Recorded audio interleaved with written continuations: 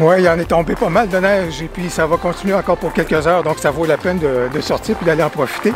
Et surtout, moi, je vais aller faire évidemment de la photo de rue, mais profiter aussi de murales, si vous voulez, ou de fonds de couleurs. Et j'aimerais bien voir comment ça va sortir, effectivement, de pouvoir faire des photos de rue avec soit des murales ou en fait dans un contexte qui est évidemment urbain. Alors, on se dirige donc vers un endroit qui est assez propice à Montréal pour cela. Mon appareil G5X a attiré beaucoup l'attention dans ma dernière vidéo sur la photo de rue à New York. Alors, vous avez un lien juste ici, dans le haut, pour justement vers cette vidéo-là. Alors, il y en a plusieurs qui ont manifesté un intérêt pour ce type d'appareil-là, qui est un appareil compact, mais pour enthousiastes ou encore experts, si vous voulez, pour des photographes experts ou enthousiastes. Alors, c'est de la très bonne qualité. Et vous voulez également connaître un peu mes réglages par rapport à ça. Donc, je vais travailler aujourd'hui avec cet appareil-là. Ouais, on va redresser ça un tout petit peu. Bon, j'ai beau vous parler du Canon G5X, mais il faut évidemment comprendre que tous les manufacturiers, ou en fait la plupart, ont des appareils compacts de niveau enthousiaste ou encore expert, et des appareils compacts qui sont extrêmement intéressants. J'ai à l'esprit, bien entendu, Fuji. Panasonic a été dans les premiers, si vous voulez, à aller dans cette gamme-là avec des appareils qui étaient extrêmement intéressants. Bien entendu, Sony, Nikon, alors vraiment Olympus, pour ne nommer qu'eux, et Pentax, bien sûr. Alors, un appareil compact, bien entendu, c'est l'élément qui vient compétitionner un tout petit peu, si vous voulez, les téléphones cellulaires et les téléphones portables. Alors, on tente de les garder très compacts, on est capable de glisser dans la poche. Parfois, ça fonctionne, parfois, ça fonctionne un peu moins bien. Dans le cas du mien, il est un peu moins compact parce que j'ai absolument besoin d'un viseur. Moi, j'aime bien travailler avec un viseur. Alors, du fait qu'il y a un viseur, à ce moment-là, c'est un tout petit peu plus, un peu moins compact, si on veut. Le bouton que j'affectionne le plus sur mon Canon GX5, c'est celui-ci, là, qui est juste... Vous voyez, là, j'ai mon index dessus à l'avant, juste ici. C'est le bouton qui me permet rapidement d'ajuster mes distances focales. Avec celui-ci, là, je suis capable de passer de 24 à 35, à 50, à 85 et à 100, qui est le maximum de la distance focale qu'on retrouve avec le Canon GX5. Je trouve ça merveilleux au niveau de la photo de rue de pouvoir basculer rapidement d'un cadrage à un autre. Et l'autre élément pour travailler ce matin, je vais commencer en mode ouverture. Bien entendu, je règle mes ISO en fonction de la lumière ambiante. C'est pas très généreux, évidemment, on est dans une tempête de neige. Donc, je vais avoir des ISO autour de 400 parce que je vais vouloir quand même avoir une vitesse assez rapide, donc autour de 400 ISO. Et je vous dirais également, au niveau de l'ouverture, je vais privilégier une ouverture milieu de gamme, donc je vais me retrouver à f4. J'ai ma GoPro à la poitrine, comme vous pouvez voir, comme ça vous allez être en mesure de voir ce que je vois et de suivre à ce moment-là un peu mes réflexions lors de la prise de photo. Je vais les partager avec vous. On commence donc notre virée sur le plateau Mont-Royal à la recherche évidemment de devantures, si vous voulez, un peu plus sombres pour illustrer la chute des neiges. Donc, je suis attiré par celles qui ont beaucoup de couleurs, qui ont beaucoup de présence, avec quand même un fond des fois sombre. À ce moment-là, les flocons ressortent bien là-dessus. Quand il y a de beaux coloris, bien entendu, c'est intéressant. Et il y a quelques situations qui se sont présentées et que ça valait la peine effectivement de pouvoir capter, dont les reflets dans les vitrines. Une situation qui existe dans les rues de Montréal, bien entendu, il s'agit de l'itinérance. C'est une question sur laquelle je vais revenir dans quelques instants, vous allez voir.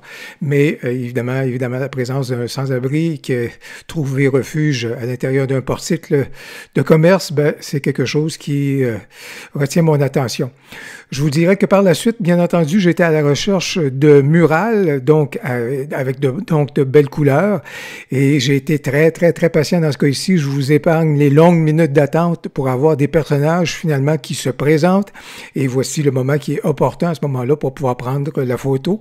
Alors, j'ai fait cela et puis également un peu plus tard, j'ai eu l'occasion également de pouvoir capter un autre personnage devant cette murale-là.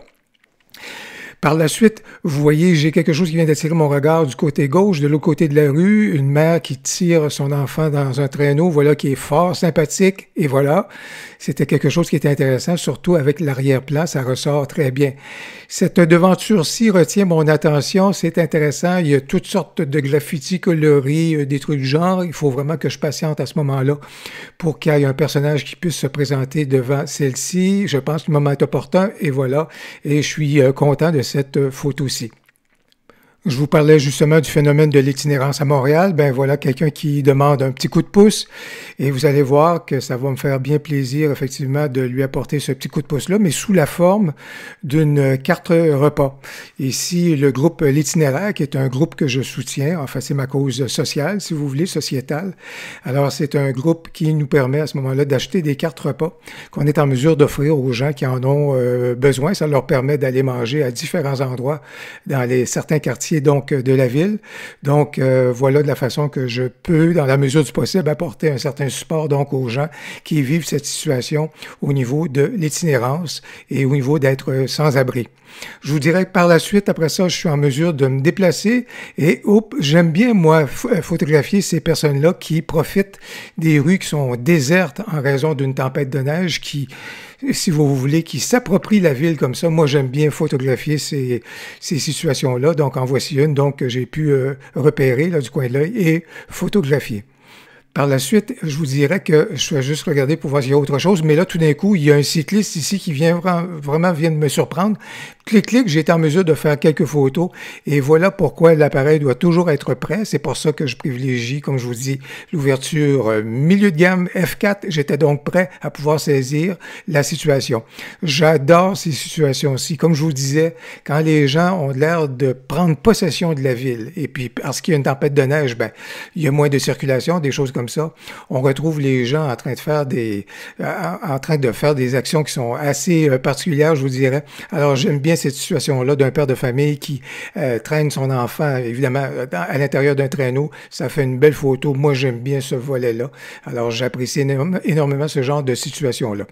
Encore ici, là, j'ai basculé vers un boîtier à ce moment-là avec un téléobjectif. Ça me permet de prendre donc des photos avec beaucoup plus de compression des champs. Et je vous dirais que je vais en profiter beaucoup aux intersections à ce moment-là pour pouvoir justement prendre des photos avec la compression des champs, mais également donc aller prendre des photos beaucoup plus à distance avec une plus longue portée de distance focale à ce moment-là. Il va y avoir des choses intéressantes à regarder. Ici, je profite d'un abribus, si vous voulez. Il y a une joggeuse qui s'en vient. Ça l'a attiré mon regard. Donc, je vais prendre quelques photos de la joggeuse. C'est plus ou moins réussi, je vous dirais. C'est plus ou moins intéressant.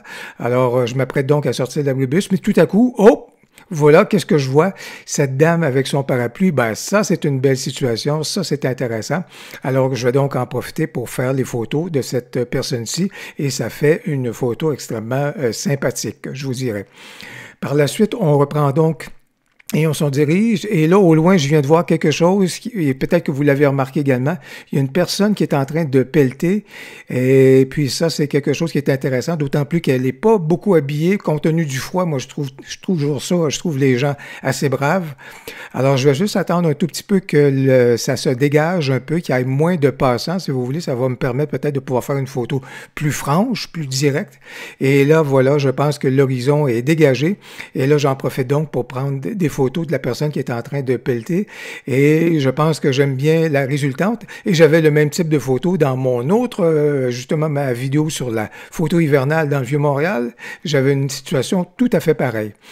Ici, je m'apprête à traverser la rue, mais je vais voir quelque chose du coin droit. Oh, ça, j'aime bien ça. Encore un autre père de famille qui transporte son enfant dans un traîneau. Et comme vous voyez, pas de circulation, la ville semble déserte. C'est des situations que j'aime bien capter à chaque fois. Je suis toujours attiré par ça.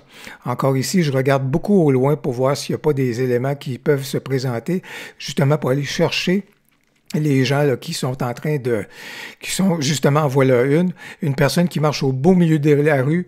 Encore, je vous le disais, j'aime bien ce genre de situation-là où les gens prennent possession de la ville et puis finalement, étant donné que les rues sont complètement dégagées, ben elles sont au beau milieu. Je trouve ça toujours très sympathique.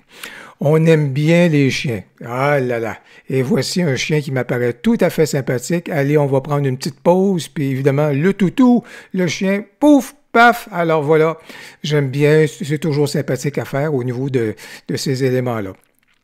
Ici, il y a quelque chose qui vient d'attirer mon regard. Il faut que j'aille au milieu de la rue parce que je vois quelqu'un qui est en vélo, qui se dirige vers moi. Clic. Je fais plusieurs photos à ce moment-là de cette personne-là.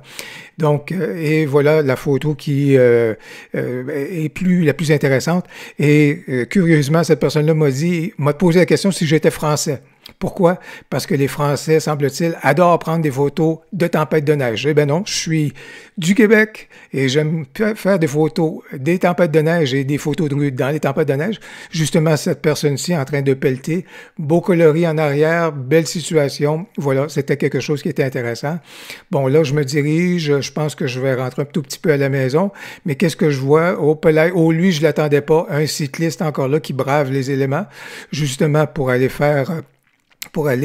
pour se déplacer, ça prend un certain courage, une certaine audace, et voilà que le cycliste, c'était moins réussi auparavant, mais voilà la photo que j'ai réussi à faire de ce cycliste. Vous êtes intéressé par d'autres vidéos sur la photo de rue?